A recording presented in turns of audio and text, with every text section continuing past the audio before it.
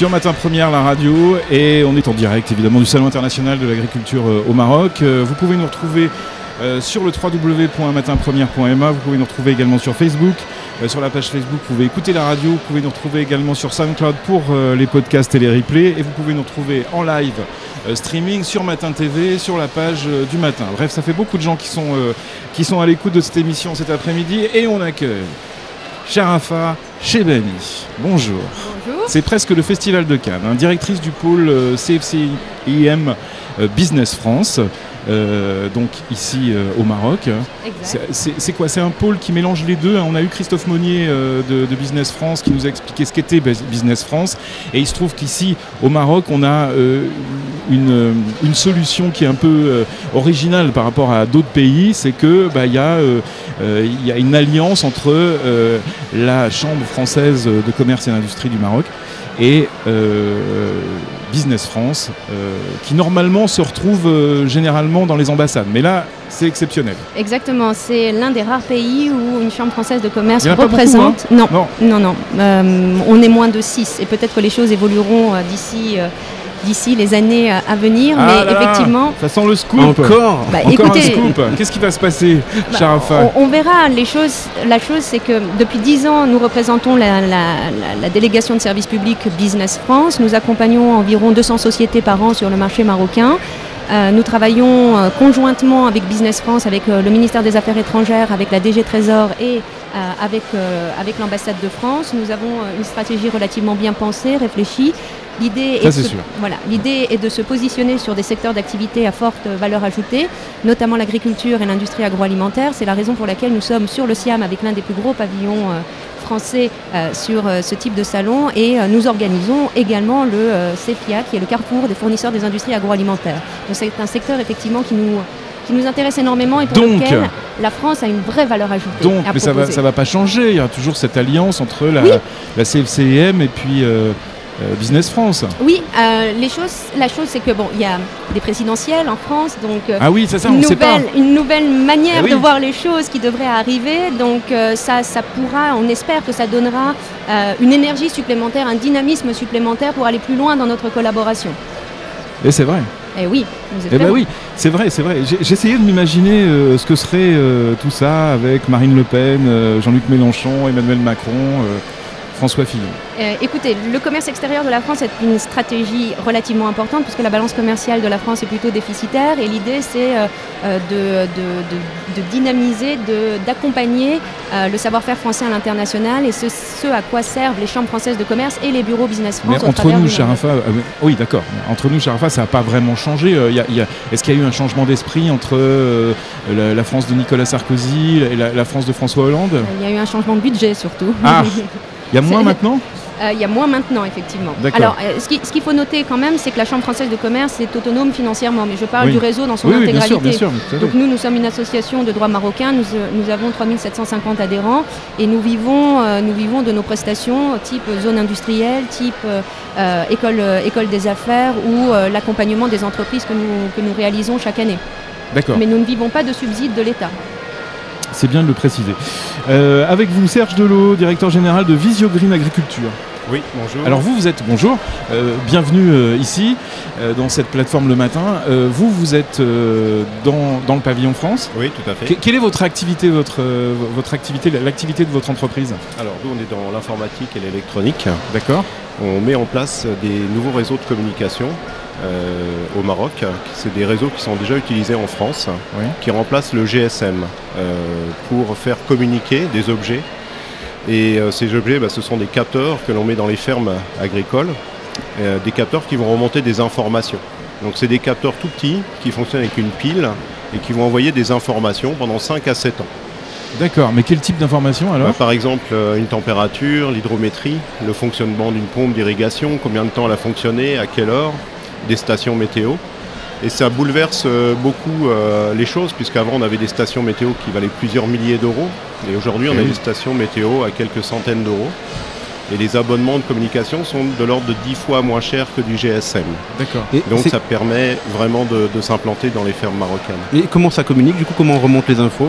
En fait, il y a un système radio qui est mis en place avec des antennes qui communiquent sur un rayon d'à peu près 15 km. Donc nous, notre rôle, c'est d'installer ces antennes, de mailler les fermes marocaines et de proposer nos services et nos capteurs aux agriculteurs. J'allais dire, il y a quelqu'un qui est à côté du capteur et qui va passer l'info. Non, pas du tout. Ça, c'est... Il y en a qui le font. C'est de la vraie communication. Non, mais après, on dira rien. D'ailleurs, je sais même pas pourquoi j'en ai parlé. Voilà, ça s'appelle une private joke et c'est pas bien du tout. C'est pas bien, on fait pas... Bon. Pourquoi vous êtes au Maroc, en fait? Pourquoi vous avez choisi la destination Maroc? Il y avait un potentiel Voilà, parce qu'on a étudié depuis à peu près 6 mois un nouveau produit qui est adapté justement au marché africain et notamment au Maroc.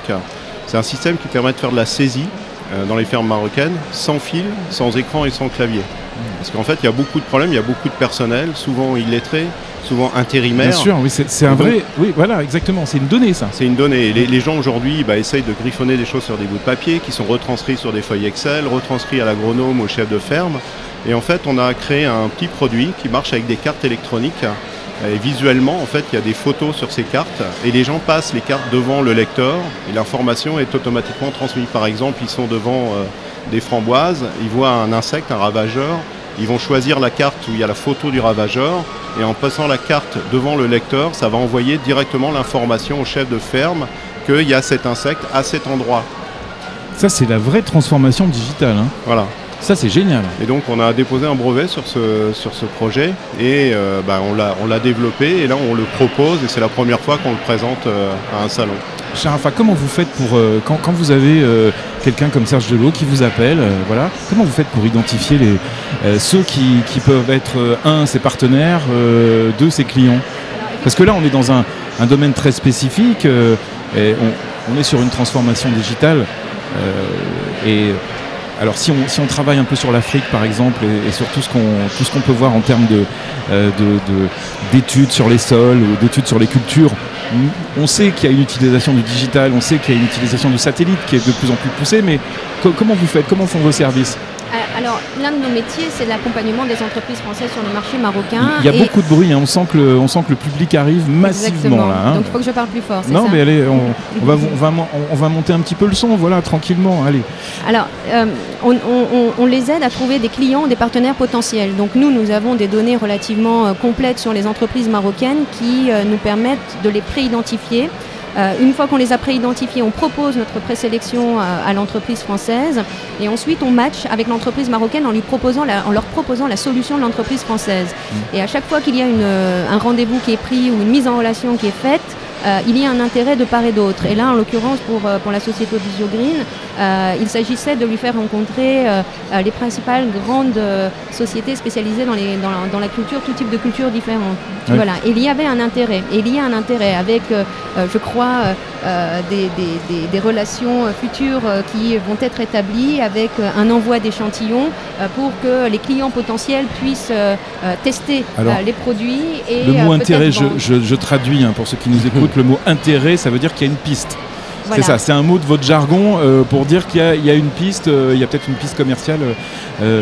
C'est bien. Bon, même c'est très bien. Mais alors oui, ça veut dire que vous avez besoin.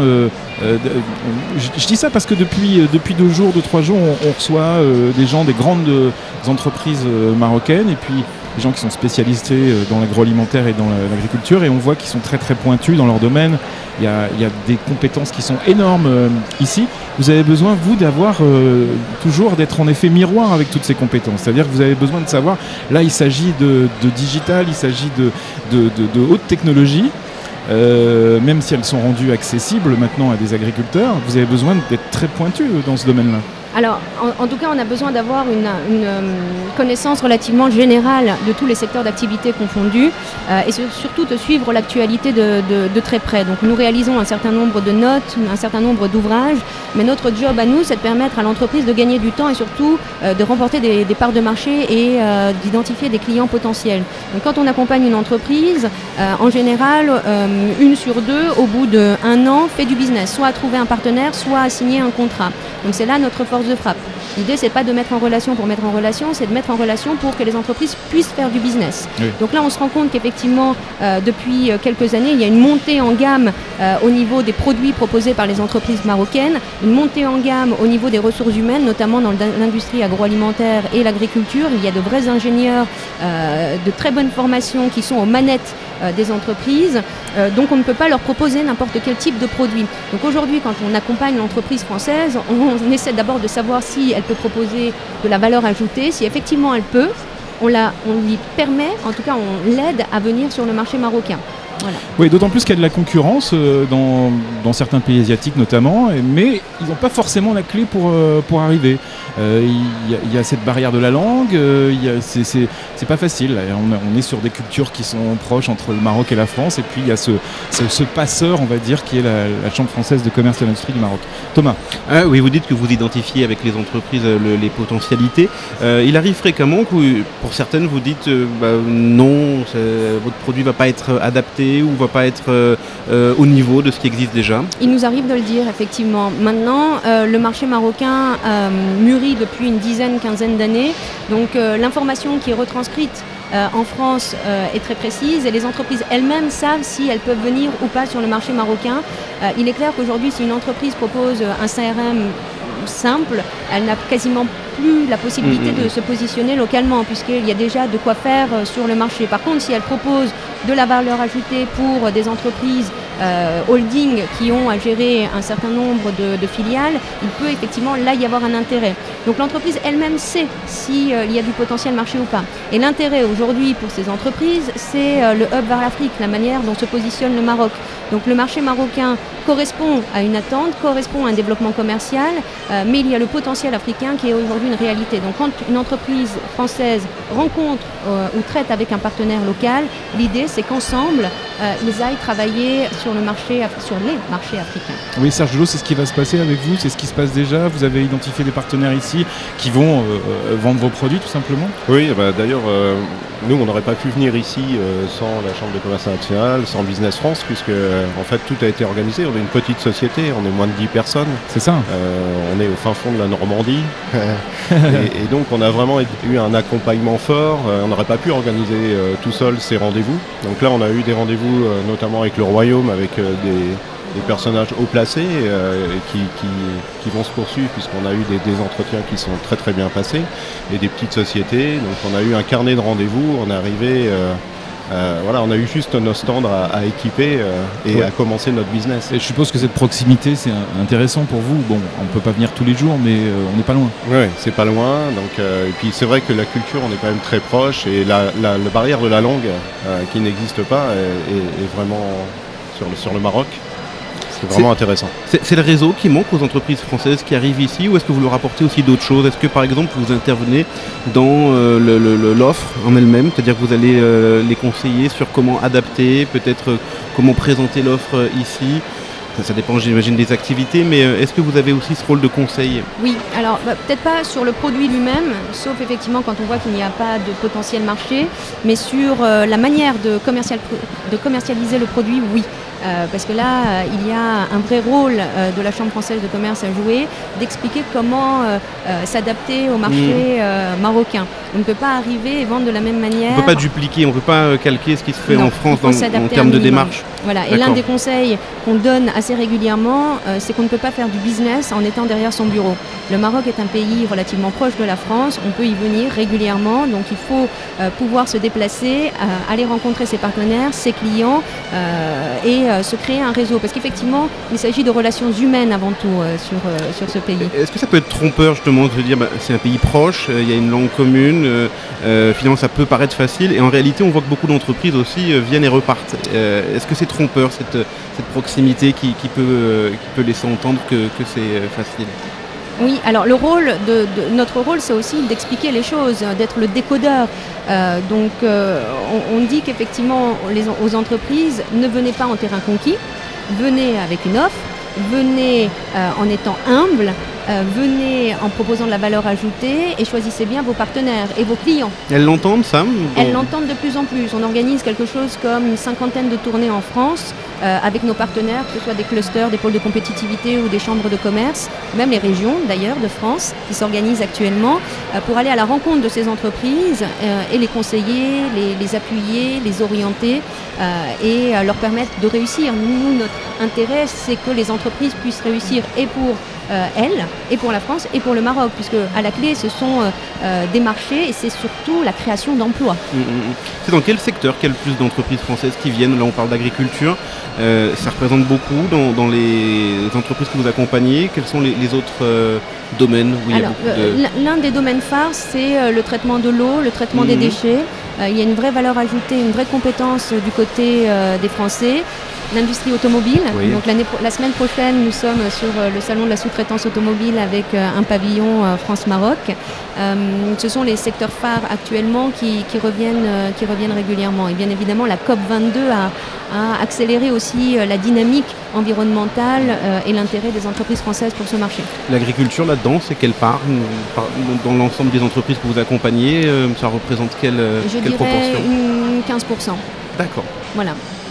Et alors ce SIAM, ça se passe bien? Ah oui, ce SIAM se passe relativement bien. On a à peu près un peu moins d'une trentaine d'entreprises sur cet espace, en tout, enfin sur l'espace France, dans le pôle international.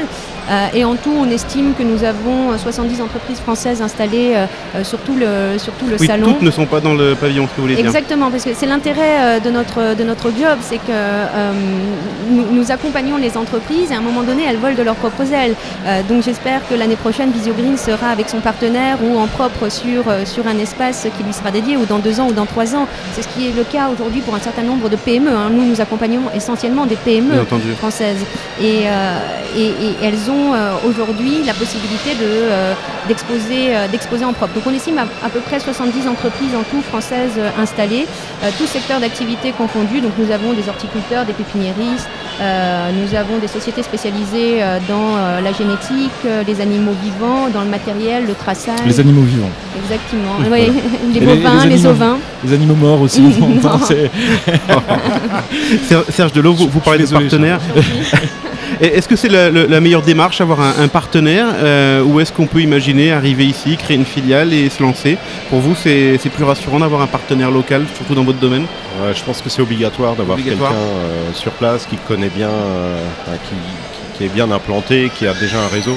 Notamment d'un point de vue électronique, on a quand même de la maintenance à effectuer. S'il y a des pannes sur le réseau, il faut pouvoir dépanner rapidement parce que une fois qu'on a commencé à goûter à la donnée en temps réel, on en a besoin immédiatement. C'est comme le téléphone quand il ne marche plus. Donc là, on a obligatoirement besoin de partenaires techniques sur place. Charafas, est-ce qu'il est recommandé un partenaire local plutôt que de se lancer, créer une filiale? Les deux. Les deux. Ça dépend des secteurs, ça dépend En fait, oui, ça dépend de la société elle-même, ça dépend des secteurs d'activité, ça dépend du potentiel, ça dépend des moyens financiers aussi dont dispose la société. Mais le Maroc permet aux entreprises, quelles qu'elles soient, d'où qu'elles viennent, d'avoir le choix, ce qui n'est pas le cas dans d'autres pays du pourtour de la Méditerranée. Donc le Maroc est un pays libéral, donc vous pouvez choisir d'avoir un partenaire, de créer une joint venture, de créer votre filiale, c'est vous qui choisissez. Très bien. Merci d'être venu cet après-midi sur le plateau de Matin TV, Matin Première la radio. Vous revenez quand vous voulez et puis bonne fin de Salon international de l'agriculture au Maroc, c'est pas fini et puis le grand public arrive. Oui, on l'entend. Donc vous allez avoir pas mal de visiteurs. Merci à tous les deux et bonne fin de soirée. Au revoir. Merci, au revoir.